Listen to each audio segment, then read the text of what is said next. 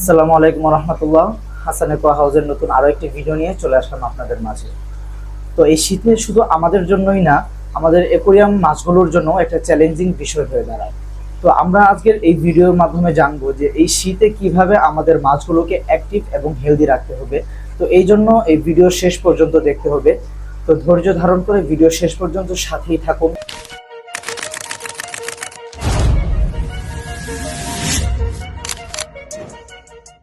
তো ফার্স্টেই আমরা যে স্টেপটা বলবো সেটা হচ্ছে এই শীতে আপনার রুমের টেম্পারেচারের সাথে বাইরের টেম্পারেচার মিল রাখার জন্য একটি হিটার প্রয়োজন। সেটা রুম হিটার হলেও চলবে, কিংবা আপনার অ্যাকোয়ারিয়ামের ভিতর যে ওয়াটার হিটারগুলো হয় সেগুলো হলে বেশি ভালো হয়। কারণ আপনার রুমের টেম্পারেচার স্বাভাবিক বাইরের সাথে মোটামুটিভাবে মিল থাকে, কিংবা রুমের টেম্পারেচার একটু গরম থাকে, কিন্তু অ্যাকোয়ারিয়ামের যে জল সেটার টেম্পারেচারটা অনেক লো হয়ে যায়, অর্থাৎ অ্যাকোয়ারিয়ামের পানিটা অনেকটাই ঠান্ডা থাকে। আর আমরা সবাই জেনে থাকবো যে অ্যাকোয়ারিয়ামের যে মাছগুলো হয় এগুলো সাধারণত ওয়ার্ম টেম্পারেচার কিংবা আপনার যে স্টেবল যে ওয়েদার সেটার মাছ হয়ে থাকে। তো সেই জন্য আমরা অ্যাকোয়ারিয়ামে 26 ডিগ্রি থেকে 28 ডিগ্রি পর্যন্ত আমাদের হিটারটা ইউজ করব এই টেম্পারেচারের ভিতর। কিংবা যদি আমাদের মাছের হালত যদি আরো বেশি খারাপ হয়ে থাকে সেই ক্ষেত্রে আমরা 30 পর্যন্ত দিতে পারি, সেটা মাছের কন্ডিশন বুঝে। আর আমরা যেহেতু অটো হিটারগুলো ইউজ করে থাকি, এগুলো ইউজ করার ক্ষেত্রে দেখা গেছে যে অনেক সময় টেম্পারেচার ড্রপ করে যায়। তো সেই জন্য আমরা সবসময় মনিটরিং করব যে আমাদের হিটারটা ঠিকমতো চলছে কিনা বা ঠিকঠাক মতো গরম হচ্ছে কিনা পানি। অতিরিক্ত গরম হয়ে গেলেও সেক্ষেত্রে বিষয়টা খেয়াল রাখতে হবে, কিংবা যদি দেখতেছেন যে গরম হচ্ছে না সেই ক্ষেত্রেও বিষয়টা ভালোভাবে খেয়াল রাখতে হবে। তো এরপর ওয়াটার চেঞ্জের ক্ষেত্রে যে বিষয়টা আপনাদেরকে ফলো করতে হবে সেটা হচ্ছে এই শীতের সকাল কিংবা রাতে এই সময়টাতে দেখা গেছে যে অনেক সময় ওয়াটার টেম্পারেচার হাই বা লো হয়ে যায়, কারণ বাইরের ওয়েদারের সাথে মিল রেখে পানির টেম্পারেচারটা বাড়ে এবং কমে। সেই ক্ষেত্রে আমরা যখন ওয়াটারটা চেঞ্জ করব আমাদের রুম টেম্পারেচারের সাথে পানিটা একটু মিল রাখার চেষ্টা করবে। যেমন আমরা যে যখন পানি দিব সেই ক্ষেত্রে আমরা পানিটাও খুব কম কমাবো। অ্যাকোয়ারিয়াম থেকে যেমন 25 কিংবা 30% পানি নিচ থেকে ফেলে দিব, তারপর আমরা যে পানিটা ওইখানে ইউজ করব সেটা আমাদের রুম টেম্পারেচারের সাথে মিল রেখে তারপর ওই পানিটা ইউজ করব।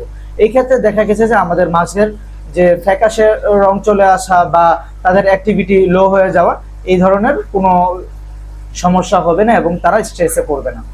আর এই শীতকালে পানির ঘনত্বটা অনেকটাই বেড়ে যায়, সেই কারণে আমাদের পানির নিচের যে অক্সিজেন লেভেলটা থাকে সেটা অনেকটা লো হয়ে যায়। তো এই শীতের সময় আমরা বিশেষ করে এই শীতকালের সময়টা আমরা অ্যাকোয়ারিয়ামের ভিতর ভালো একটা ফিল্টার দেওয়ার চেষ্টা করব, যাতে আমাদের অক্সিজেনটা ফ্লো না হয় মাছেদের জন্য। তো এই ক্ষেত্রে আমরা স্পঞ্জ ফিল্টার ইউজ করতে পারি, অনেকেই হোপ ফিল্টার, পাওয়ার ফিল্টার, যার যে ধরনের মাছ রয়েছে আপনারা যদি জানতে চান যে কার কোন মাছের জন্য কোন ফিল্টারটা ইউজ করতে মানে ভালো ইউজ করাটা ভালো হবে, সেই ক্ষেত্রে আমাদেরকে কমেন্ট করবেন, আমরা ইনশাল্লাহ জানাবো আপনাদেরকে, এবং আপনারা ভালো একটা ফিল্টারেশন দেওয়ার চেষ্টা করবেন। আর অ্যাকোয়ারিয়াম মাছেদের জন্য খাবারের যে বিষয়টা, এটা তো আমরা সবসময় ফলো করি, কিংবা এটা সবসময় আমাদের খুব ভালোভাবে ফলো করে রাখতে হয়। আর এই শীতকালে বিশেষ করে এই জিনিসটা একটু বেশি ফলো করতে হবে, এই জন্য যে এই শীতে আপনারা বেশি কিন্তু পানিটা চেঞ্জ দিতে পারতেছেন না। তো সেই জন্য আমরা মাছের ক্ষেত্রে খুব সামান্য পরিমাণ কিংবা যতটুকু প্রয়োজন তার চাইতে অধিক কখনো খাবার দিব না। খাবারটা এতটুকু পরিমাণে দিব যা সে একবারে খেয়ে শেষ করতে পারে। হ্যাঁ, খাবারটা যাতে পানিতে ভেসে না থাকে কিংবা ডুবে নিচে যাতে পড়ে না থাকে, এমন ভাবে খাবারটা দিতে হবে। এবং খাবারটা দেওয়ার ক্ষেত্রে আমরা দিনে 2বার যদি দিতে পারি সেই ক্ষেত্রে ভালো হয়, কারণ শীতে মাছের খাবারের চাহিদাটাও কমে যায়। সেই ক্ষেত্রে আমরা এই শীতকালে দিনে অন্তত 2বার মাছকে খাবার দিব, এবং সেটা মেপে মেপে এবং অতিরিক্ত মাত্রায় না, একদম পর্যাপ্ত পরিমাণে দিব। আর আরেকটা যে বিষয়, সেই বিষয়টা হচ্ছে আমরা যে হিটারটা ইউজ করব, এই হিটারটা ইউজ করার ক্ষেত্রে আমরা সবসময় টেম্পারেচারটা যেভাবে লক্ষ্য রাখবো এবং আমাদের অ্যাকোয়ারিয়ামের যে সাইজ, সেই সাইজ অনুযায়ী আমরা হিটারটা ইউজ করার চেষ্টা করব। আমাদের হিটারটা কয়েকটা ওয়ার্ডের হয়ে থাকে, তো এই বিষয়টা আমরা একটু ভালোভাবে খেয়াল রাখবো যে কত ওয়ার্ডের হিটার আমি কতটুকু পানির ভিতর দিচ্ছি। এবং হিটারের যে পজিশনটা থাকবে সেটা হচ্ছে আপনার যাতে অ্যাকোয়ারিয়ামের 2 সাইডের পানি কিংবা অ্যাকোয়ারিয়ামের সমস্ত পানি যাতে সেই হিটারটা কভার করতে পারে, এবং একদিকের পানি ঠান্ডা আরেক দিকের পানি গরম এমন যাতে না হয়, এই বিষয়টা একটু ভালোভাবে খেয়াল রাখবেন।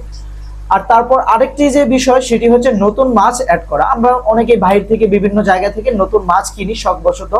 তো এই নতুন মাছগুলো কেনার ক্ষেত্রে এই শীতে আমাদের যে বিষয়টা ফলো করতে হবে সেটা হচ্ছে আমরা বাইরে থেকে যে মাছটা আনবো এটা নিজে একটু ভালোভাবে বুঝে আনার চেষ্টা করব। ঠিক আছে, মাছটা সুস্থ আছে কিনা বা সেটা কোনো রোগে আক্রান্ত কিনা সেই জিনিসটা আমরা একটু ভালোভাবে মনিটরিং করবো এবং ভালোভাবে খেয়াল করব।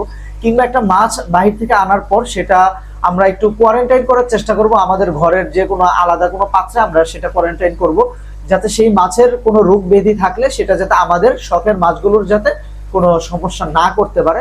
সেই ক্ষেত্রে আমরা মাছটাকে আলাদা রেখে একটু পর্যবেক্ষণ করে তারপর ইনশাল্লাহ আমরা আমাদের যে কমিউনিটি ট্যাঙ্ক থাকবে সেই কমিউনিটি ট্যাঙ্কে আমরা দিয়ে দিব।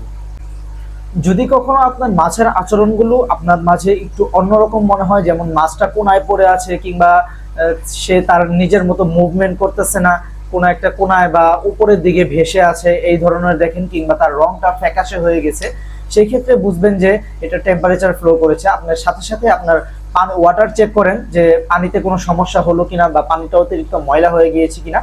এবং পাশাপাশি আরেকটা জিনিস চেক করতে হবে, সেটা হচ্ছে আপনার হিটারটা কি অতিরিক্ত গরম হয়ে যাচ্ছে কিনা বা এটা হিটারটা হিট করতেছে না, যে ঠান্ডা হয়ে আছে কিনা, এই জিনিসটাও খেয়াল করবেন।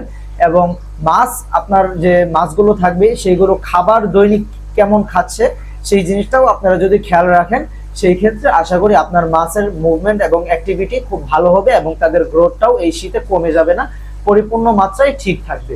তো আজকের ভিডিও এই পর্যন্তই। নেক্সট কোনো ভিডিওতে আমরা নতুন কোনো ইনফরমেটিভ ভিডিও নিয়ে আসবো। তো আল্লাহ হাফেজ।